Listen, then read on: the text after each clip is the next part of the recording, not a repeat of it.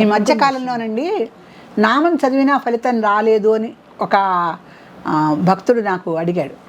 నామం చదివినా ఫలితం రాలేదు అంటే ఇదేంటంటే 41 రోజులు చదివేసిన వెంటనే 42వ రోజు రావటానికి ఇది సినిమా కాదు, మిరాకిల్ ఎంతకన్నా కాదు.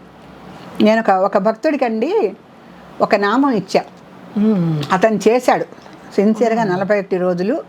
పైగా మాంసాహారం అది కూడా నేను తినకుండా చేస్తున్నాను మేడం అని చెప్పాడు. అలా చెయ్యాలి కూడా నిజానికి. నేను చెప్పకమునిపే అతనే గ్రహించుకుని మాంసాహారం తినకుండా స్నానం చేసిన వెంటనే 108 సార్లు రోజు చదివాడు. అతనికి కూడా ఫలితం రాలా వెంటనే, వచ్చింది కానీ చాలా స్వల్పంగా కనిపించింది. నేను అడగలేదు, అతను నాకు చెప్పలేదు. కొన్నాళ్ళక అతనే చెప్పాడు, ఎందుకో మేడం నేను చేయటం సరిగ్గా చేయలేదో ఏంటో నాకు అంతగా ఫలితం రాలేదు అన్నాడు. అంటే నేను ఒకటే చెప్పానండి, మనము బ్యాంకులో డబ్బు వేసుకుంటే ఎప్పుడో అప్పుడు అది మనం తీసుకొని వాడుకోవచ్చు. బ్యాంకులో డబ్బు వేయటం వరకే మన వంతు.